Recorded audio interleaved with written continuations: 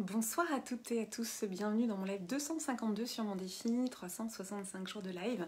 Je vais vous laisser quelques instants pour arriver pendant que je fais mes petits réglages. J'espère que vous avez passé une bonne journée. Donc j'ai mis une tenue de Noël parce que on approche de Noël et puis mon live a pour sujet justement ce que la période de Noël réactive en nous.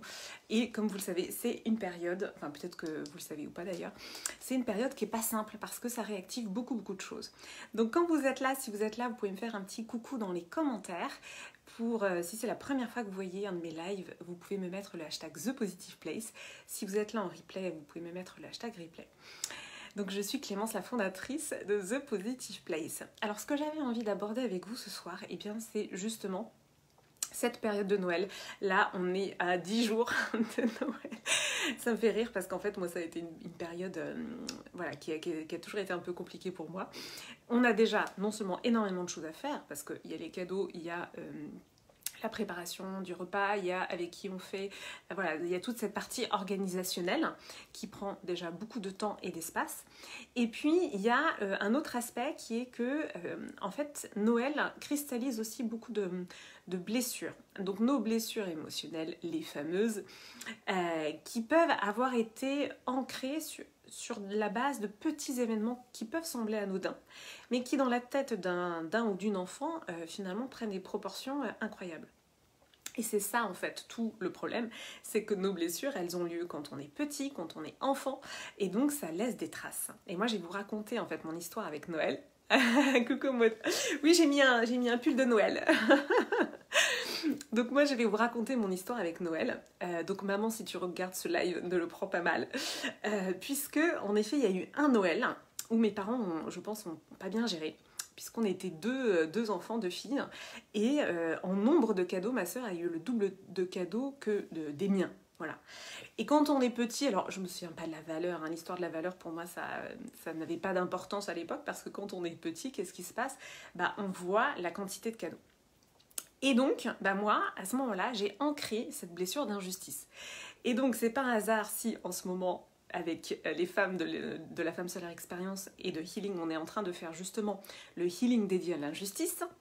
Quand je dis c'est par hasard, j'ai des techniques pour choisir où placer mes programmes. C'est mon corps qui parle et en l'occurrence maintenant je comprends pourquoi mon corps m'a demandé de le placer en décembre.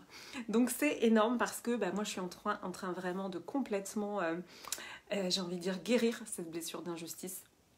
Puisque chaque année à Noël ça revenait et en fait encore une fois j'en parlais avec une de mes clientes que j'accompagne en one-to-one, quand on est enfant des événements anodins, mais vraiment anodins, peuvent laisser des blessures profondes. Donc il n'y a pas de jugement à avoir en fait sur l'événement déclencheur. Après tout ce qu'il faut c'est de se dire ok, la blessure elle est là, donc on va faire en sorte de la traiter, entre guillemets, de la guérir. Donc moi j'ai ancré cette blessure d'injustice à ce moment-là, dans ce Noël-là. Et bizarrement, je me souviens plus des autres Noëls, ou plus très bien. Donc vous voyez comment le cerveau humain il est fait, c'est qu'en fait, on va ancrer, on va dire des mini-traumas. Évidemment, il y a bien pire, je le dis en rigolant, hein, mais voilà, c'est-à-dire que c'est quand même, ma blessure d'injustice, elle était là. Donc c'est intéressant d'observer déjà d'où viennent nos blessures, quel est l'événement déclencheur, et surtout de voir les conséquences derrière, parce que moi ça a été pendant longtemps, Noël ça me crispait. Après il y a un autre aspect de Noël, et c'est aussi pour ça que j'avais envie de prendre la parole sur ce sujet ce soir, c'est la course au cadeau, la surconsommation, etc. Ça peut générer de l'angoisse. Vous connaissez peut-être ce concept d'éco-anxiété. C'est l'anxiété liée à l'écologie. La jeune génération aujourd'hui ressent beaucoup ça. Et finalement, moi, l'éco-anxiété, je la ressens aussi à Noël, dans cette période de surconsommation. Et j'avais fait un live, il me semble, à ce sujet. Coucou Franck. Au final, le problème aussi d'acheter trop de cadeaux, c'est quoi ? C'est que comme on s'habitue à tout, c'est le principe de l'adaptation hédonique. J'avais fait un live à ce sujet. Et bien finalement, les cadeaux, on va s'y habituer. Puis après, alors il y a certains cadeaux bien choisis dont on va se servir tout le temps, évidemment. Mais on le voit bien avec les enfants, on va leur offrir des jouets. Et puis 3 mois après, ça n'a plus aucune importance. Donc pour moi, Noël, vraiment, et ça fait déjà quelques temps que j'ai envie d'insuffler ça, pour moi, j'ai envie de créer des moments magiques, des moments un petit peu différents, avec de la musique, avec des choses voilà, qui vont nous connecter entre nous en fait, et pas seulement alors le repas oui, les cadeaux oui, bien sûr il y a du lien, mais ça peut être autour de jeux, autour de musique, de créer aussi quelque chose d'autre.